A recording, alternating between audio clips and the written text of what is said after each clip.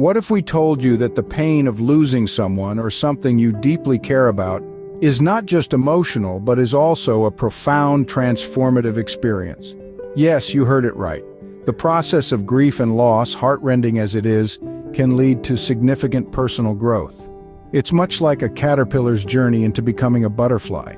In the beginning, the caterpillar lives a simple, unassuming life, inching along leaves. But then it retreats into a cocoon, a time of darkness and solitude. This is akin to the initial stages of grief, the shock, the denial, the overwhelming sadness. But within this cocoon, the caterpillar undergoes a metamorphosis and eventually emerges as a beautiful butterfly, stronger and more vibrant than before. So too, grief and loss can be transformative. They push us into our cocoons, into the depths of sorrow, but with time and the right coping strategies, we can emerge stronger, more resilient.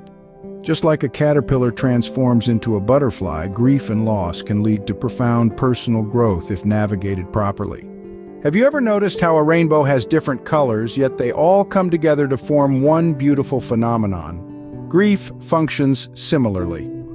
Let's delve into the 5 stages of grief. Picture a rainbow, and let's start with the first color, denial, the blue. It's as if a storm just hit and you're standing there under a clear blue sky, unable to believe what just happened. You're in shock, you're confused, and you're asking yourself, is this really happening? Denial, my friends, is your mind's way of buying time to adjust to this new reality. Now, as we move along the spectrum, we hit the red of anger. It's a burning, intense red, like a fire that rages within you. You're mad at the world, mad at yourself, and sometimes even mad at the person you lost, and that's okay. Anger is simply love, wearing a disguise to protect you from the pain. Then comes bargaining, the yellow. It's like that hopeful sunrise, painting the sky in hues of gold as you make deals with the universe, with God, or with yourself. If only I had done this, or what if I had done that? It's a desperate attempt to regain control, to rewrite the narrative of loss. Next in line is the gray of depression. It's as if the world has lost its color, its vibrance. You feel empty, numb. The reality of the loss sinks in and it feels overwhelming, but remember, it's okay to feel sad. In fact, it's necessary. It's your mind's way of acknowledging the loss. Finally, we reach the green of acceptance. It's not a happy ending, but rather a new beginning. You understand that the loss is a part of your life and you start to make peace with it. Like the sturdy green of a tree, you find the strength to grow despite the loss and perhaps find new ways to bloom.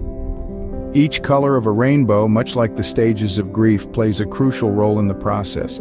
It's a journey, not a destination. Would you believe that like a phoenix rising from the ashes, there's a way to approach grief and loss that can lead to rebirth and rejuvenation? Just as the phoenix, a legendary bird, is reborn from its own ashes, you too can rise above grief and loss. It's a process, a journey that involves 6 stages. First, acknowledge your loss. You've got to recognize the elephant in the room before you can ask it to leave, right? Don't shy away from your feelings. Embrace them, for they are part of your human experience. Second, express your feelings. Imagine your emotions are like a cup of hot tea. If the tea stays in the cup, it remains hot and can burn. But if you pour it out, it cools and it's easier to handle. So pour out your feelings, talk about them, write them down, sing them out, paint them, let them flow. Third, avoid isolation. Picture yourself as a lone wolf separated from its pack. It's hard, isn't it? But remember, wolves are pack animals and so are we. We thrive on connection, so reach out, share your story with others. You're not alone in your journey. Fourth, care for yourself. Imagine your body as a temple. Would you let it crumble? No, you'd maintain it, care for it. So eat well, sleep well, and engage in physical activity. Meditate. Your body and mind are interconnected. Keep them in harmony.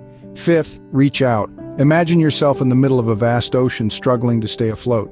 Now picture a lifebuoy thrown towards you. That's what reaching out is like. Seek the comfort of loved ones. Share your pain, your fears, your hopes with them. Let them be your lifebuoy. Finally, seek help. If you're lost in a foreign city, you'd ask for directions, wouldn't you? Similarly, when lost in grief, seek guidance. Professional help can provide you with tools to navigate the complex terrain of loss. Like the phoenix, you too can rise from the grief and loss, stronger and more resilient. Just remember, it's a journey, and every journey begins with a single step, so take that step today.